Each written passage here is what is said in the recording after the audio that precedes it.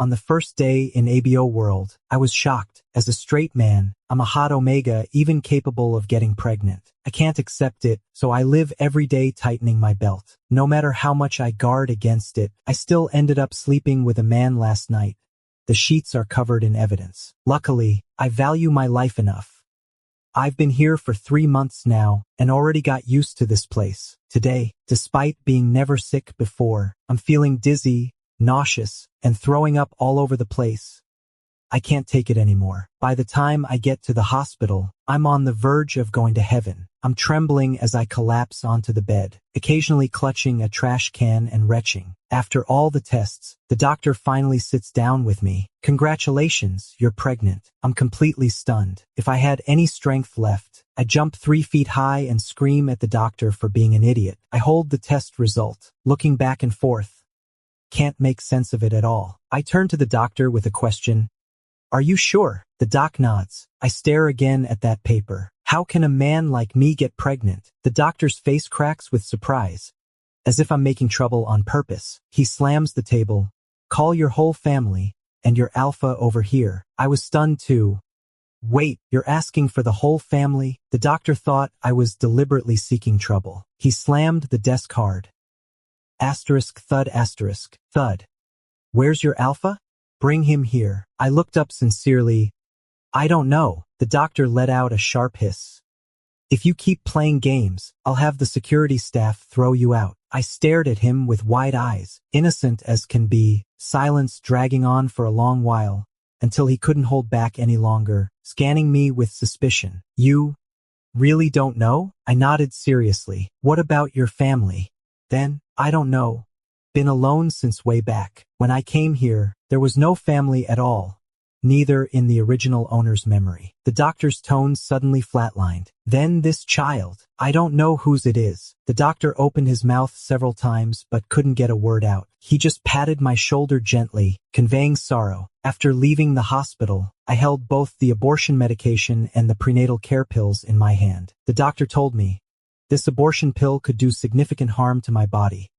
Best to find the father of the child and discuss a plan together. My severe pregnancy reaction was due to lacking in alpha's pheromones to soothe the fetus, so the baby felt anxious. I stared at my hands, holding 1 pill in each, 1 prenatal care, 1 abortion in a daze. I took the prenatal medication because I didn't want to deal with morning sickness. Right now, I've got my life to get moving and can't afford to be stuck in bed. I'll handle the abortion later, once I've gotten my paycheck this week. When I reached the entrance of my workplace, a luxury car pulled up right at the door, blocking the path. Wafting faint but intoxicating notes of wood scent came from it, almost addictive. The person inside stepped out slowly, surrounded by attendants, and instantly locked eyes with me as he moved. Soft wafts of woody fragrance drifted over the air as he walked. But then there's that lingering aftertaste. The kind you get when walking through winter streets and suddenly meeting someone you love. Being wrapped in their scarf, warmth enveloping you, a sense of security that feels like home. He was tall and well-built, with fair skin, a high-bridged nose, and thin yet firm lips. His lazy eyes swept around, as if a high-ranking being from the heavens was inspecting everything, exuding an air of noble aloofness. Someone held up a black long-handled umbrella beside him, matching his pace step by step. By the time I snapped back to reality, I was locked in eye contact with him standing atop the steps. Just as he stood there, unmoved, at the moment I met his gaze, his eyes narrowed slightly, like a predator zeroing in on prey. I quickly looked away, nervous about offending this high-status figure, just hoping not to attract trouble. I slipped through the back door into the staff lounge. Immediately after entering, I got a full-on scolding from the manager. He slammed several sheets of A4 paper onto my head. Good grief, last time you vanished. This time you said you'd be on duty, you ran off, and then kept calling in sick for days. Where the hell did you disappear to? I ducked instinctively from his rage. Sorry. I messed up. Seeing me surrendering, he gave a disgusted snort and pulled back. I'm telling you, if you do this again, you're not coming in tomorrow. I raised 3 fingers to swear. I'll be good at my job. Is that all it takes? I grinned, leaning into him with a playful pout. I promise I won't cause trouble. He still couldn't help but give me one more slap. You say you look like that. Why must your attitude be so soft? Why does it matter if you're not doing well? Daily troublemaking is all you. I argued back. Wasn't my fault last time. Wasn't he touching me? How can I just tolerate that? Manager gritted teeth. Right. So everyone else is doing 3-step layups, but you're doing a 3-step kick. Look at that guy lying in the hospital now. I'm wondering how you're gonna pay for his medical bills. And by the way, have you been applying your suppressant lately? Last time, your pheromones almost flooded the whole hotel. I clasped my hands together, pleading for mercy. I did. Please, William. I'll be good at work. Just give me one more chance. He waved a big hand dismissively. Fine already, stop stalling. Go change your clothes and get to work. And so began another day of serving trays. Right away, I regretted stepping foot into that room. As soon as I walked in, a wave of jeers erupted from the group. Hey look, who is this? Isn't this the Omega Samuel was smitten with recently? Oh wow, really? Face looks good, but tempers got a bit too hot. Kicked Samuel straight to the hospital, didn't you? A fresh wave of laughter roared through the room, and I kept up my fake smile while keeping my hands moving without pause. Seeing me stay calm like that, they eventually lost their amusement and turned their attention to the Omega in their arms. Poked gently, the Omega let out a soft whimper. More sickening laughter followed. Then I felt another hand on my shoulder. I held it in, tried to keep calm. Mental prayer. Goodness, can't afford losing my job over a moment of anger. If that happens, no money, no work, and they'll come after me, which means only one path left. The same tragic end as before. I don't want to die like this again. I subtly ducked away from his hand, but he saw through my move instantly and clamped down hard on my shoulder. Clenching the tray in my hand, I restrained myself from hurling it right at him. Instead, I grumbled silently as I slammed the bowl down and sidestepped. Your meal is all served. Please enjoy. Without looking back, I strode out of the room. I arrived at the lawn in the hotel's garden. My breath caught in my throat from rage. I felt a wave of nausea surge through my gut. I cursed under my breath.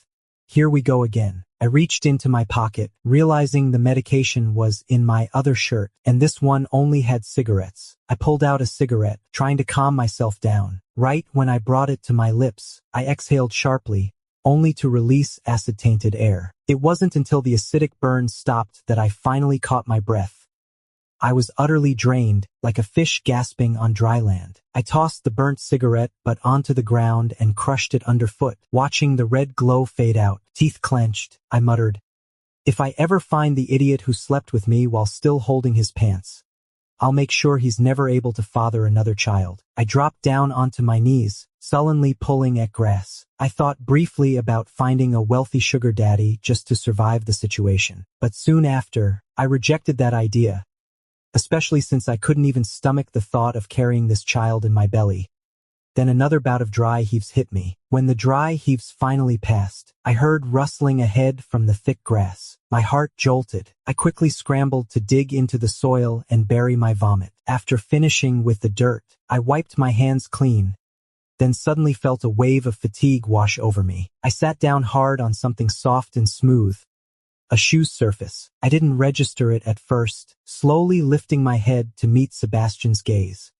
His eyes dark as ink, unreadable. Right then, I met Sebastian's eyes as he looked down at me. His eyes were as dark as ink, unfathomable. I just stared at him, frozen in place. I just stared at him blankly. We both remained silent, until I finally registered the heat building in my shoes from my own body warmth, and felt the strain in my neck. Only then did I snap out of it. I started wiping his shoe. Sorry. I didn't mean to sit on your foot, except I'd completely forgotten that just minutes ago I'd been playing in mud. My dirt-stained hands gliding across the polished leather, making it even worse. I actually scratched his shiny shoe. Seeing how things were going wrong, I froze mid-motion. No need to lift my head. I already knew exactly what his expression looked like. Black as coal. Don't. His voice cut through the air above me, cold and calm. Only then did I awkwardly rise up. Thud, the sound echoed as we collided head-on. He was knocked backward by my sudden movement, clutching his nose in pain and staggering back. I wasn't much better either.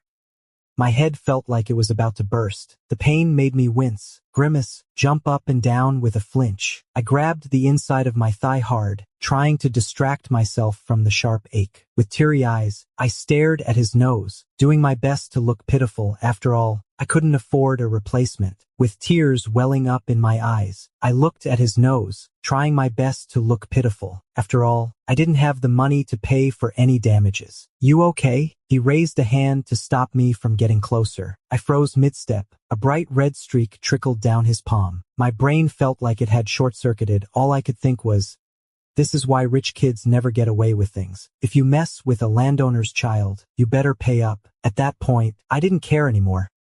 I grabbed his arm and pulled him toward the hotel. At this point, I didn't care about anything else. I grabbed him and ran straight into the hotel. 1, 2, 3.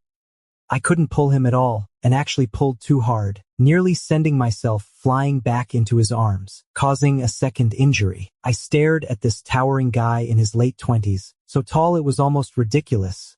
I just didn't know what to do with him. "Let me take you to the hotel first. You'll be okay, right?" I said, trying my best to sound calm and reassuring, even though I couldn't believe I just blurted that out. Did I really used to be some kind of DeWalt? I froze, then he went stiff, blinking rapidly. I had no idea what possessed me to say something so bizarre. I must have lost my mind or something, trying to backtrack and undo it all, but there was nothing left to fix. No way out of the mess I'd made. Yet I noticed he let go of his tension, allowing me to drag him along. We slipped quietly into the staff break room. After cleaning my hands and treating his wound, I stuck a cute little bandage on his high-nose bridge, like something out of a fairy tale. Looking at my handiwork, I couldn't help but sigh. It was going to cost more than I could afford. "The blood is temporarily stopped, but you really should go to the hospital. If anything goes wrong, you can contact the manager here or add me via contact info. I'm truly sorry. The bleeding has stopped for now, but you'd better go to the hospital and get it checked out. If there are any issues, you can contact me through the manager here, or you can add my contact information. I'm really sorry," handing him a sticky note with my number written on it. My jacket was stained with blood and mud. I gave his coat a quick pat, ran my hand over the fabric, and immediately felt that sinking sensation in my chest. This material felt like premium. This month's salary was probably gone for good. I managed to force out a shaky, "I'll reimburse you for your loss," looking down into his eyes, only then realized that he hadn't moved his gaze from me, staying fixed on my face the whole time. His expression looked like he was staring at someone from the past, briefly blanking out, like I'd slipped into his memory without a trace. "I've got to go back to work now." As I turned to leave, I nearly cried right there, except I caught myself just in time. No nausea this time. It's been a while since my body acted up like that. Rare, really rare. Right at the moment I'm trying to stay focused on work, here come trouble. Just when I thought I'd managed to avoid them for good, they're suddenly pushing straight into my path. Even from a distance, I can see them rushing toward me. Instantly I go on high alert and dodge, but still get cornered. They're drunk, reeking of booze. I suppress the twist in my stomach, stepping back several paces. Suddenly a hand reaches out and grabs my face. "Daniel, right? Heard you've been strapped for cash lately." Samuel's medical bills were supposedly paid up front from the hotel's funds. "If you're so desperate, why not consider other options? Like selling to me? I'll pay." How does that sound? Another chimes in. "Wow, just a few minutes ago, you've got someone else's scent all over. You must have been marked already." I'm not entirely sure what they're talking about. I barely have time to process this stuff. This should be something parents would handle, but sadly, I've never even known who my parents are. I just find them annoying. Fists clench so tight that the pressure marks are already deep in my palms. Seeing me hold back only makes them bolder. Hands going from face to neck, grabbing. Whoever can tolerate this, let them be a ninja. I've had enough. One back kick sends one down. The other delivers a solid punch. Surprisingly, it's not them who scream, but our manager. He sees me still in motion. His shriek is clear as day. "Oh God, the world just collapsed." Sanity returns. I stop mid-action, nausea rising, and I vomit, right on top of his swollen face. Perfect timing. The ear-splitting wail erupts across the whole hotel. Everyone turns their way, drawn by the noise. The crowd grows thicker and thicker. I finally let go of his throat. Our manager acts fast, grabbing me and pulling me away. I leaned against the corner, head down, my long eyelashes masking the emotions in my eyes. Jack kept talking nonstop, but I wasn't paying attention. Daniel, you've been messing around all year. Skipping work is one thing, but how many times have I spoken up to keep you here? You went and borrowed from high-interest lenders. You borrowed from a loan shark. That's one thing. But I've stepped in so many times to cover your messes, tried my best to get you back on track, finally convinced you to settle down and work hard again. Now you're back? Can't you just give me some peace of mind? You listening or what? Jack grabbed my ear and yelled at me. I flinched and pulled back, rubbing the throbbing ear. I heard you. I'll ask for a day off. I'll figure out how to handle it. He grabbed my arm. How are you going to fix this? You can't keep acting up like this. Seeing silence. You okay? You've been off your game lately, and why'd you just puke earlier? Nope, nothing. I'm fine. Come on. If you keep walking away like this, you won't be working tomorrow. Jack called from behind me, but I didn't turn around. Exhaustedly, fine. I'll do it. I grabbed my clothes and took the pack of cigarettes too. Lighted one, held back nausea with 2 quick pulls. Warm hands slowly drifted over my stomach. This kid really didn't like smoke. Watching the glowing red tip fade as it cooled in the breeze, hair fluttering, thoughts drifting off into nothingness. Never felt more tired than I did right now. 2 lifetimes of living feels too much. Recalling that fleeting image from earlier chaos, the elegant remnants of a figure. Dropping the cigarette, but behind me came the shouting. I mentally cursed. Of all times, why'd it have to happen here? That guy. I'm gonna kill him. I ducked quickly but still got caught by sharp eyes. That figure just now, it's so like that kid. Where the hell is he? It has to be that little bastard. I saw him run off in that direction. Go search, said, rushing into action as I ducked behind a corner, watching their movements while my heart raced with fear. If they caught me, I'd probably end up dead in some forgotten alleyway. A faint whiff of familiar scent drifted through the air. I stared at Sebastian's silhouette ahead as he climbed into the car. I glanced down at my stomach, whispering, "Baby, hold on tight, you'll find a rich, wealthy dad." I dashed forward and slid on my knees, then hugged Sebastian's leg tightly. You abandoned me and the kid, you heartless bastard. You're not even worth a damn. I sobbed uncontrollably, clinging to his leg with tears streaming down my face. Though deep down I was slightly guilty, I still believed my performance could win him over. As I wept, I lifted my head to check his expression. Sebastian froze for a second, brows tightening deeper as if pondering something. Then, upon seeing my face, his expression eased just a touch.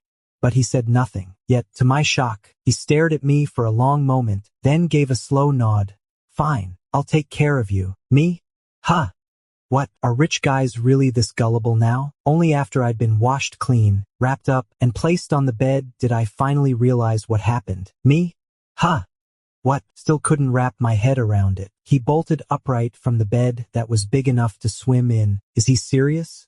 Or is he just being a fool? Could this really be the eccentric heir of the estate? The rich kid who's known for his odd behavior? Honestly, though, wouldn't it be great if wealthy people were so easily fooled?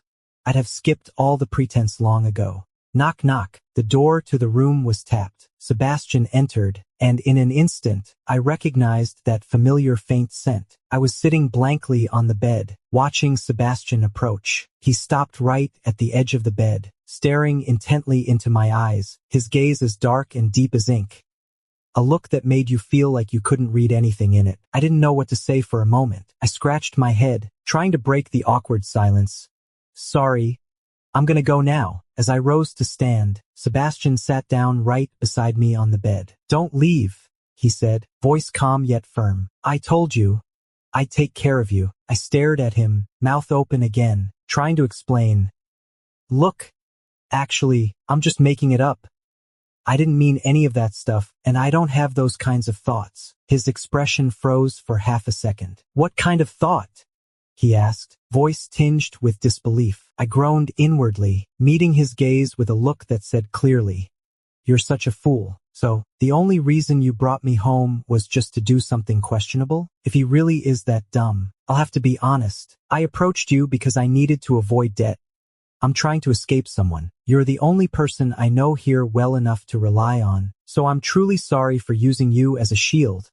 And thank you for helping me. Look, I'm not the kind of person who does something for money. I couldn't help but notice that Sebastian's eyes suddenly lit up. Even he didn't realize his mouth was slightly lifting in a smile. I immediately thought this guy might seem normal on the surface, but his mind definitely wasn't right. I just went ahead and said bluntly, I'm pregnant. Not from you. I added quickly. As soon as the words came out, his face dropped. He grabbed my hand with a firm grip, insisting, no way. I figured he was shocked by the idea of a man being pregnant. Like he'd finally found someone who understood him, so I instinctively gripped his hand back. Yeah, me too, I said with a laugh. I can't believe it either. The pressure on my hand eased significantly as Sebastian calmed down. He suddenly became gentle. Without a word, he stood up. You stay here. I'll handle your troubles. Something about the way he said troubles made me wonder if it was just my imagination. He enunciated every syllable sharply, his expression shifting from dumb to sharp and focused like a midnight hawk. He paused at the door, head down, deep in thought for a moment before finally speaking. I'll take responsibility, but I still couldn't figure out what he meant. Could it be that he has some strange obsession, like enjoying the idea of raising someone else's child? Or could he actually be planning to keep me locked up, along with my unborn baby, for some secret experiment? Like a bunch of white coats cutting out kidneys or something, the usual rich man's antics. Rich folks always love doing stuff like this. Quickly, I confirmed my second hunch. I opened the door, and outside stood a dozen men and women in suits, positioned at my doorstep. Even with just a bladder of imagination, it was clear something wasn't right. Slammed the door shut, pacing frantically around the room. I kept going over it in my head, each time more convinced it was wrong. The knock returned at the door again. I dared not open it. It wasn't even a whisper, let alone a sound. Hearing no response from me, they still chose to push the door open. What greeted me was their tools in hand. I froze with fear, swallowing hard. My brain suddenly sparked into action, storming with thoughts. Then, lightning struck. I made up a story out of thin air, rolling off the sofa. All eyes turned to me in shock. Everyone rushed to help, and that's how I began my Oscar-worthy performance. My leg. It hurt so bad. Seeing me, the white-coated figure who'd just been holding tools stepped forward, now aiming to lift my pant leg. No. I meant to say, I'm not a hand pain. I need to go to hospital. I don't want you touching me at all. They looked confused, really puzzled. Now I started small, quiet sobbing. Ooh. It hurts so bad. It hurts so much. Then 2 minutes later, everyone with tools in hand exited the room. The security guard took me to the hospital. I pretended to clutch my left arm, wincing like I was on the verge of collapse. What had been a luxury car capable of holding several people now only had me and the driver, thanks to my tearful tantrum. Midway through a junction, I forced the driver to swerve sharply, ditching the pursuing group behind us. After getting out of the car, I ran and ran until I collapsed on the ground, utterly exhausted. Finally, I made it back to my little rented room, the only place I could set foot down after setting up a bed. I fell onto the mattress, drained and spent. I drifted off into an unconscious sleep. To my surprise, I slept unusually peacefully. When I woke up naturally, it was already early afternoon of the next day. Checking my phone, I saw that calls had piled up and messages were everywhere. Countless texts from various people. Frustrated, I buried my face in my hands and punched the pillow with a groan. My only job for now seemed to have vanished. Just like that. Suddenly, I remembered something. Was it possible I'd fallen asleep under blankets last night? Then a call abruptly interrupted my thoughts. Soon, a phone call interrupted my thoughts. It was Jack, his voice urgent. Daniel, come quick. There's an emergency at the hotel. I groaned in pain as I slowly rose up from the bed, mumbled back, I know. Fine, got it. Likely the guy I'd knocked out yesterday had come to the hotel to cause a scene. Brushing my teeth, I glanced at the tired reflection in the mirror, wondering if I should run away, sprinting to someplace no one would know, pushing myself to the limit. This time, just focus on surviving. Surviving is all that counts. After finishing my routine, I realized that kid still hasn't been dealt with. Holding the abortion pill in hand, staring at it again and again, suddenly thinking of someone, Michael, who was with me last time. Are you okay? Could this child grow up to be like you? If I'm gone, how would you handle things alone? Still haven't pulled the trigger. Waiting until I've cleaned everything up before stepping out. Then I noticed. Someone had been here last night. Who was it? What kind of person? So many people in both my worlds hated me, despised me. Why didn't he just attack me straight away? A flash of a face popped into my mind. The one who promised to care for me. I immediately dismissed it. He couldn't possibly care about me. Rich men lose one toy, swap another in no time. Wandering the streets all day, I still didn't head to the hotel. Staring at the crowd-filled street, I finally got it. Time to terminate this pregnancy. Rushed back to the rented apartment, grabbed the medication and poured it all into his palm without hesitation. Before he could even get it in his mouth, someone suddenly seized his jaw forcefully. What are you doing? Daniel stared blankly at Sebastian, confused and disoriented. The scent on him seemed to intensify more and more. Daniel, I'm asking, what are you doing? Sebastian's voice was urgent, his eyes blazing with intensity. He opened his mouth a few times but couldn't speak clearly, his vision growing increasingly blurry. Sebastian's expression darkened instantly as he let go of Daniel's jaw, then reached into his own arms and injected something into himself. After a moment, Daniel slowly regained consciousness. He ended up collapsing against Sebastian's chest. Feeling slightly annoyed. Why do I keep rushing into someone else's arms? After thinking for a long time, he realized that the scent was pheromones. Seated on the floor, Sebastian's face looked darker than burnt pot bottom. Daniel bit his lip and pulled himself away from Sebastian's embrace. Ha ha, sorry, I wasn't trying to do that. Sebastian reached out and pulled him back into the hug again. Holding him tightly, murmured in his ear, "Didn't I say I'd take care of you? Why are you still trying to get rid of him?" I didn't know how to respond. Seeing me not reply, he masked the hurt in his eyes. "Is it because you don't like me?" Suddenly I found some courage out of nowhere. I broke free from his embrace and turned to sit face to face with him, locking eyes.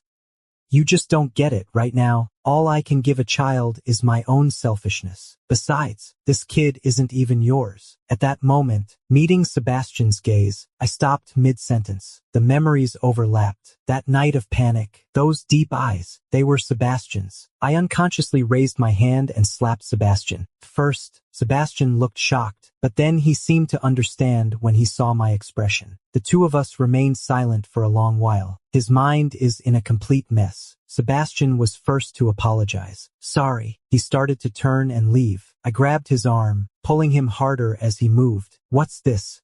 You're gonna run away again." Realizing it was wrong, I let go. "Just go." Sebastian stood still, staring at me for a long time. Seeing that I didn't make any other moves, he still silently averted his gaze and turned to leave. Going through the days in a daze. These past few days have been strange and confusing. I keep reliving that night, those deep eyes. So intense, so searching. And then recalling Sebastian's every look at me. Right after I decided to go out for some fresh air, ran into Jack, who was on break. "What's going on? You're not even heading to work." Snapping back from my haze. "Wait. Am I not fired?" Says it doesn't matter. Jack also seemed baffled why upper management made this decision. Then turned concerned. "You okay? You've been off your game lately." I shook my head. "Have you been sleeping well recently?" I shook my head again. "Actually, I've slept better than before. No more nausea." Even the occasional debt reminders vanished completely. Jack, seeing me like this, offered to take me to the amusement park. I only lasted 2 rides before my stomach gave out and felt sick. Ended up sitting on a bench, eating cotton candy. Just as I was about to take a bite, another wave of nausea hit me. I closed my eyes, exhausted, and the sickness came back full force. Jack reached out to help me, but was blocked by a tall figure. A firm hand suddenly pulled me into his arms. Coldly speaking to Jack, "No need for your help, thanks." But a tall figure suddenly blocked my line of sight. Strong hands yanked me into his arms with one swift motion. He snapped at Jack, voice cold and flat. "Not needed, thanks." I blinked dazedly at Sebastian.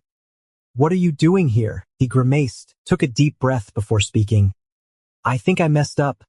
I can make it right for you." I gave a cool reply. "Oh." His expression began to crack, the stiffness giving way. Step by step, he started pulling away from my embrace. Along the way, Sebastian opened his mouth several times but didn't say a word.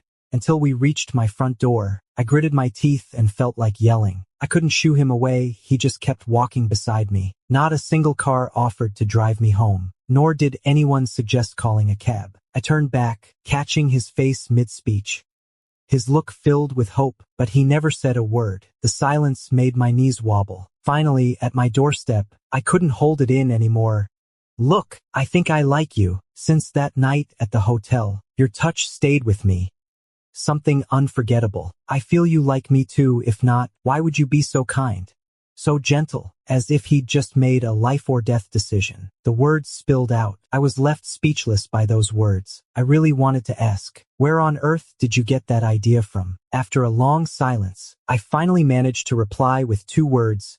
"You're crazy." Sebastian's face turned grim, but I didn't give him a chance. Slammed the door shut. The next morning, I headed back to work. As soon as I stepped out of the building, I spotted Sebastian, his tall frame leaning against his luxury car in a neighborhood so old it looked like it hadn't seen a decent day in decades.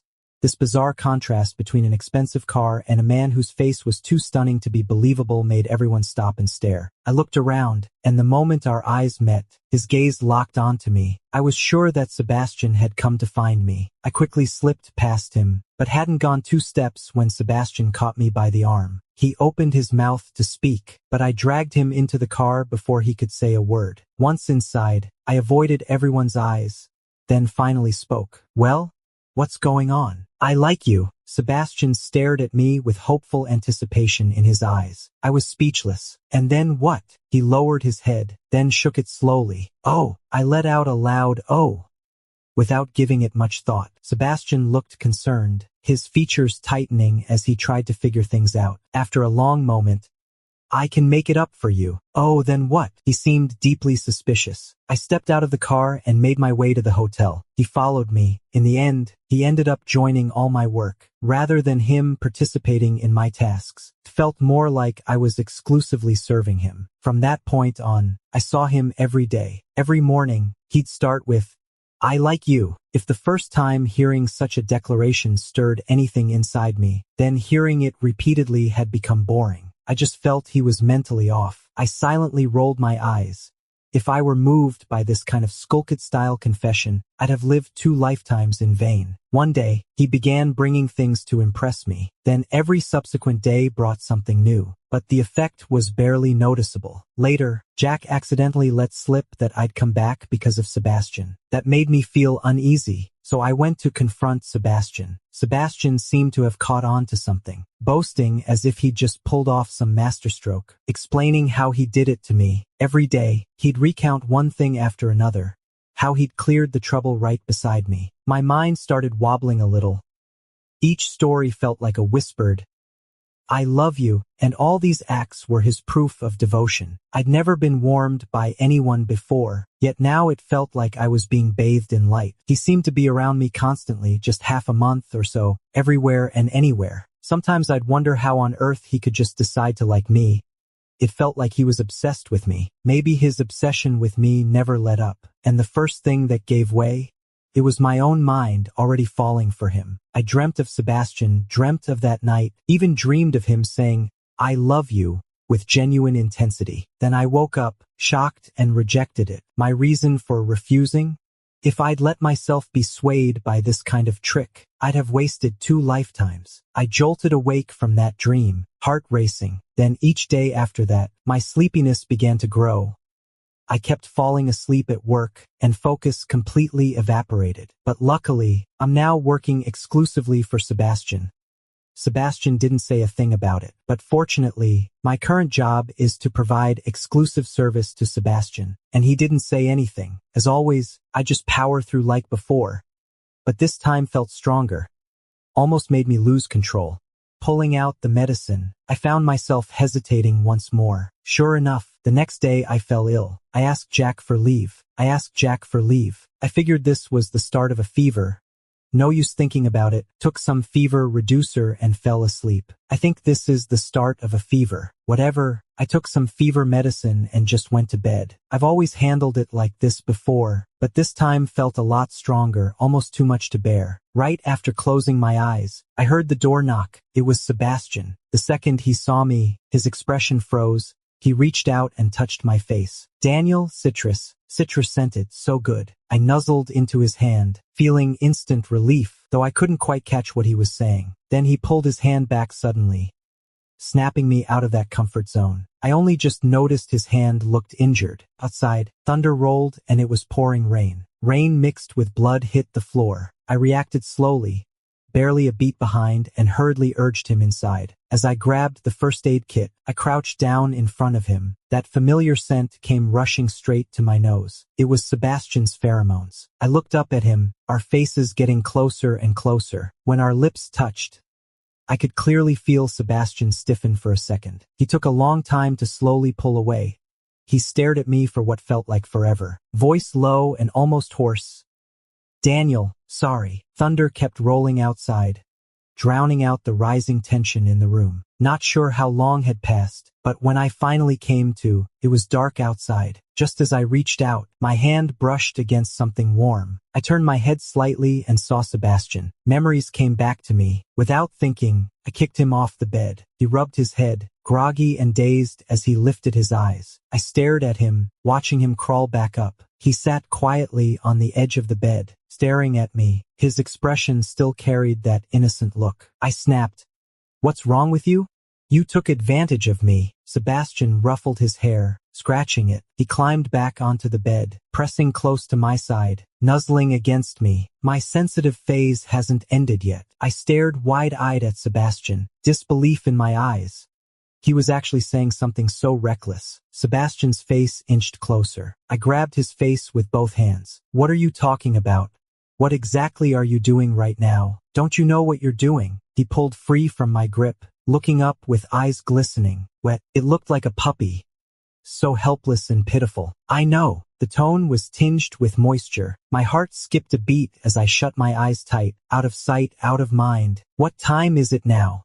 What's going on? 2 days since the last was. The closer Alexander got, the more I snapped awake. "Just hug me." He clung to me like a desperate child. No, wait, was this still Sebastian?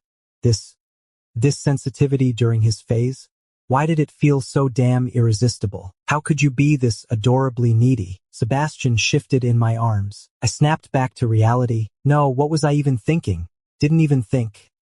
I pushed hard, sending Sebastian tumbling off the bed with the covers. He looked utterly betrayed, pouting up at me.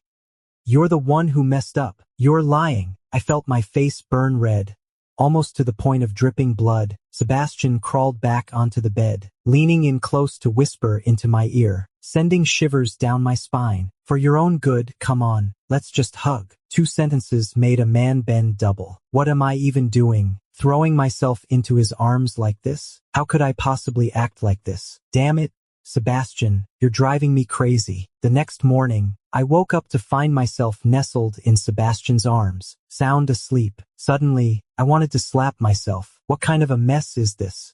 My previous restraint and refusal meant nothing? Sebastian was woken by my noise. He pulled me back into his arms to lie down again. I grabbed his hand, staring at him with heavy eyes. "What's wrong with your hand?" At that moment, Sebastian's hand was wrapped in bandages, but blood had still soaked through the white cloth. Sebastian calmly glanced at his injury. "Oh, it's fine. Just go back to sleep." I snapped. "Are you insane?" Sebastian smirked at my scolding, eyes full of curiosity as he looked at me. I didn't notice his gaze, naturally. Hurriedly jumped out of bed to find the first aid kit. Sebastian propped himself up on one elbow, pulling me back. "Don't move." The bleeding stopped. "You won't die." I shot him a look. His smile only grew wider. I scrambled out of bed and grabbed my clothes to put on. He just stared at me, not taking his eyes off me for a single second. I quickly washed up in the bathroom and pulled on some clothes. Sebastian got up too, sitting beside me, watching me flustered and rushing around. When I finally stopped, I practically shoved him out the door. "Why?" "I don't want to. This is my place, not yours," he coolly said. "Then I'll just buy it out." I shoved him toward the door, but he clung to the frame, refusing to move a step further. "Get out! Get out!" "I don't want to," I snapped. Sebastian. He froze for a second and let go of my hand. I immediately pushed him out, slammed the door shut. Sebastian instantly reacted with a knock on the door. Now it's your turn to pull up your pants and stop pretending you don't know me. You're really going to kick me out? You're abandoning your kid, you selfish jerk. Sebastian shouted from outside the door, his voice sharp and cutting. I stood inside, stunned by what I just heard.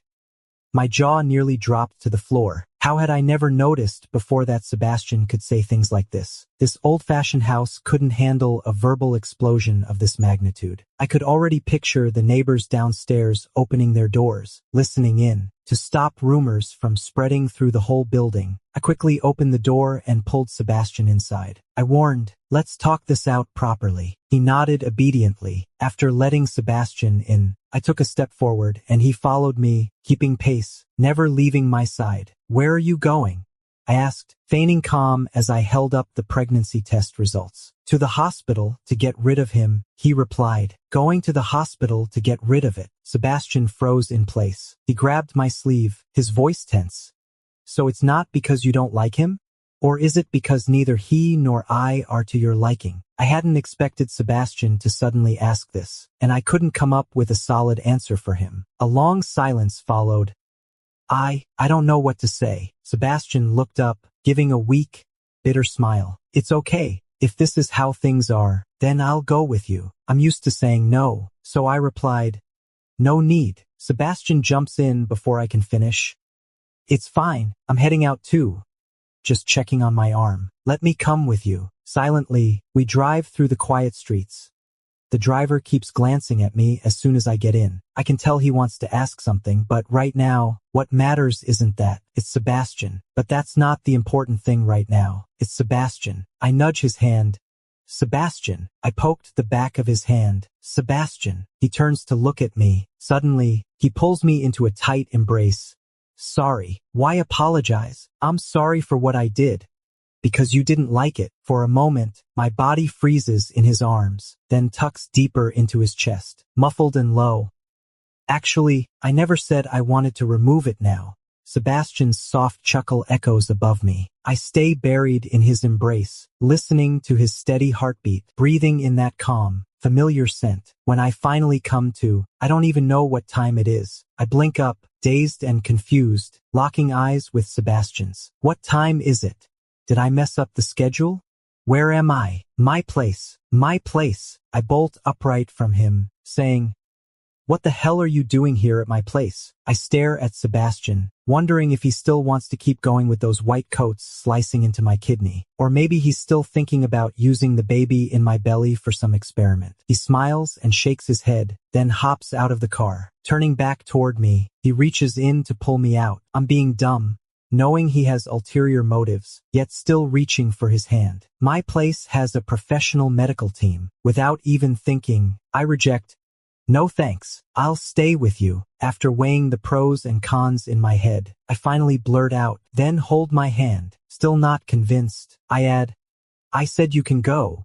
Don't come back." "Fine." Once we're there, I watch them examine me, and regret having Sebastian standing nearby. This actually feels kind of shameful. But hey, Sebastian really is loaded. The medical equipment here is absurdly comprehensive. Thank goodness the baby's healthy as hell. And I'm just told to rest, avoid strain. I wasn't really listening.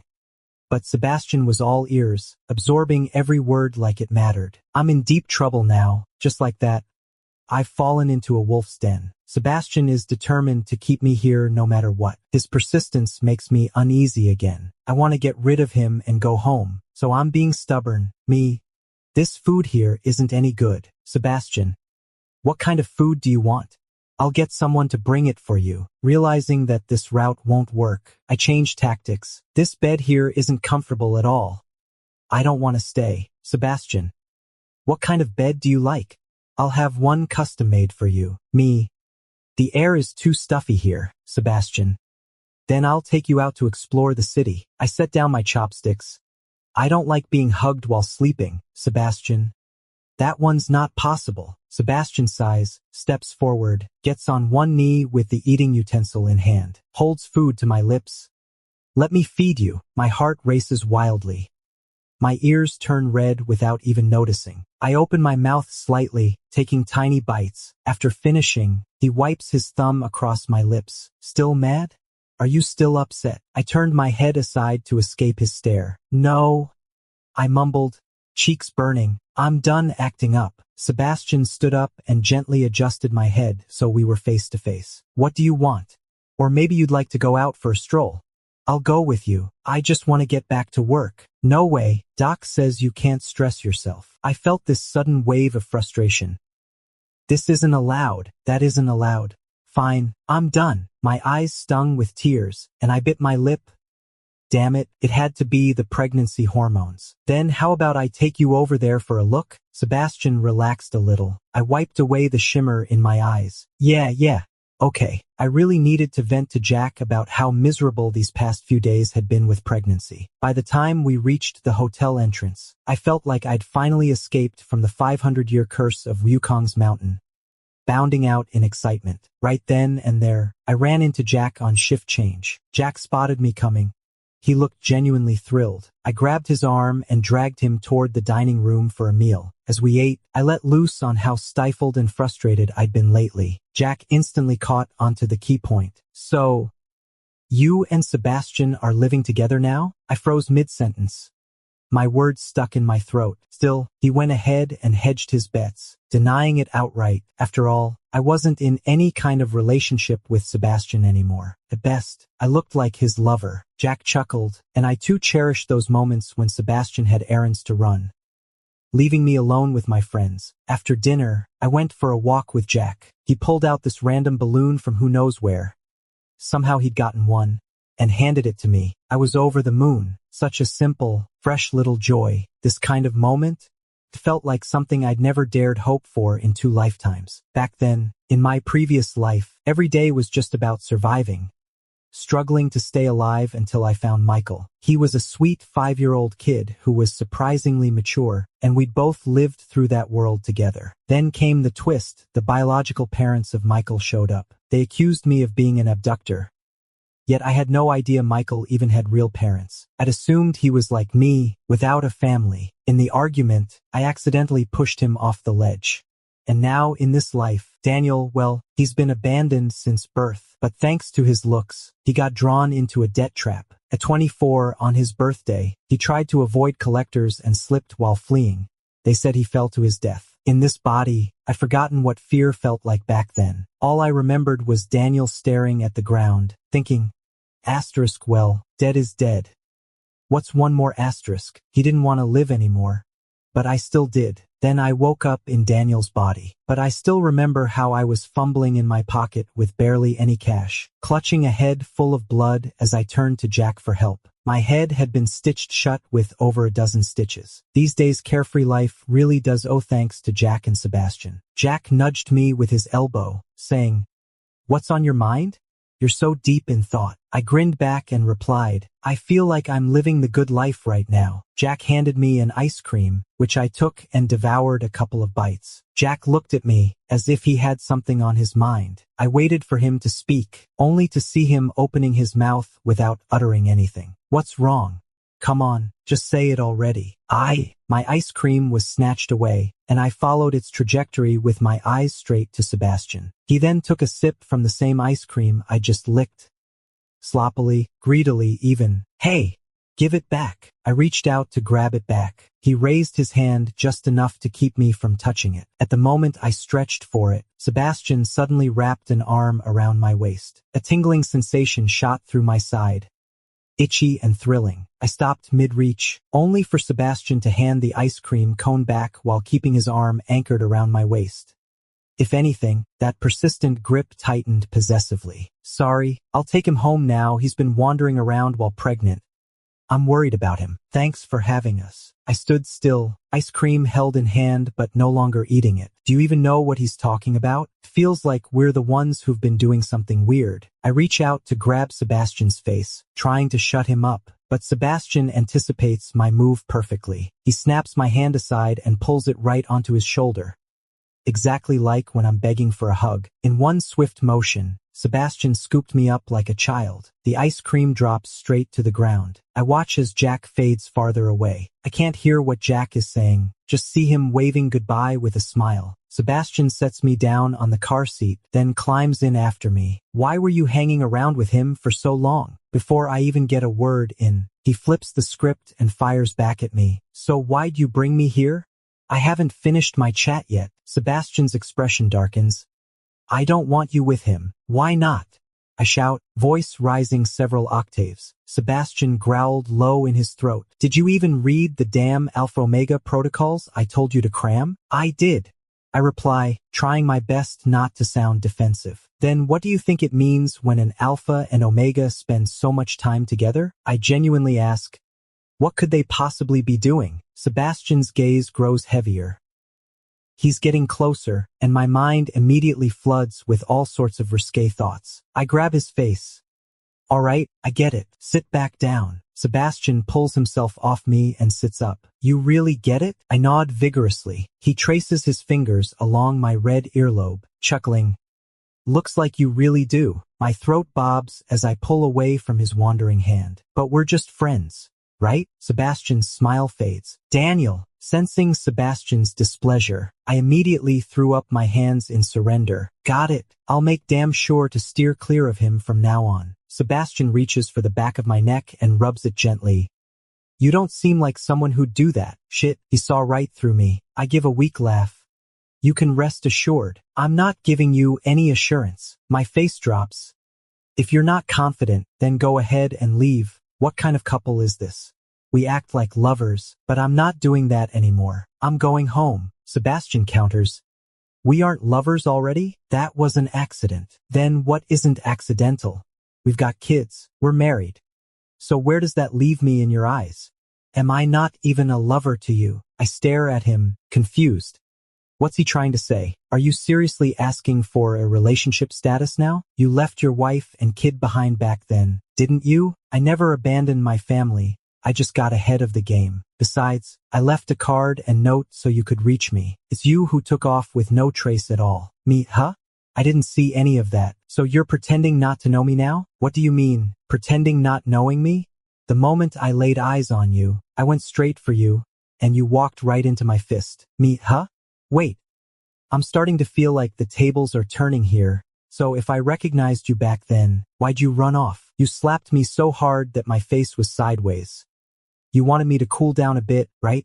I wasn't trying to leave at all. So how can you just say, I like you, out of nowhere? You treated me well. I returned the favor. So what's wrong with liking you? I gave him a confused look. Was I really that good to him? One quick patch of medicine, a few comforting words. And suddenly he's got himself all worked up over me? I deflated. You're the one who messed up. This is your fault. Sebastian sighed, grabbing his hand. Fine, all right.